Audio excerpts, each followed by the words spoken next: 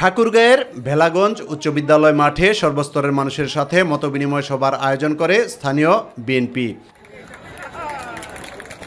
অনুষ্ঠানে বিএনপির মহাসচিব মির্জা ফখরুল ইসলাম আলমগীর বলেন, আওয়ামী লীগের অপকর্মের কারণে বিএনপি দেশের সবচেয়ে জনপ্রিয় দলে পরিণত হয়েছে।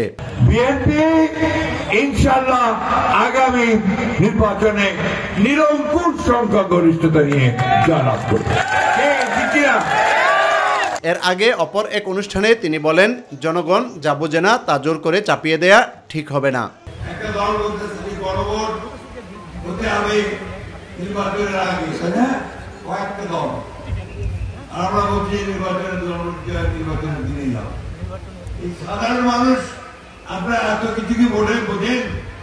সত্যি কথা বলেন তো, গণভোট সনদ এইসবকে আমরা বুঝি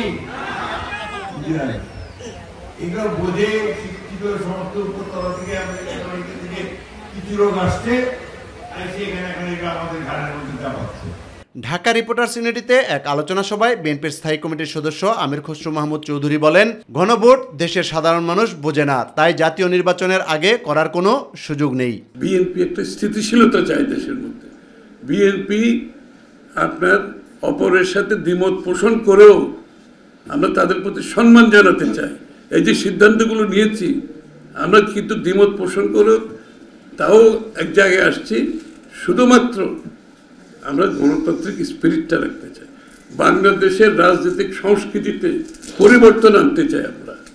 এই নির্বাচনের আগে, সংসদে পাশ হওয়ার আগে গণভোটের কোনো সুযোগ নেই। এটা বিএনপির উদারতা। ওনাদের নির্বাচনের জন্য রাজি হয়েছে, এটা বিএনপির উদারতা।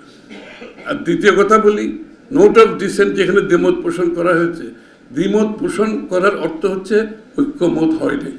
ইউসুফ আলী, মাই টিভি, ঢাকা। আমি দাঁড়িয়ে যাই নাকি?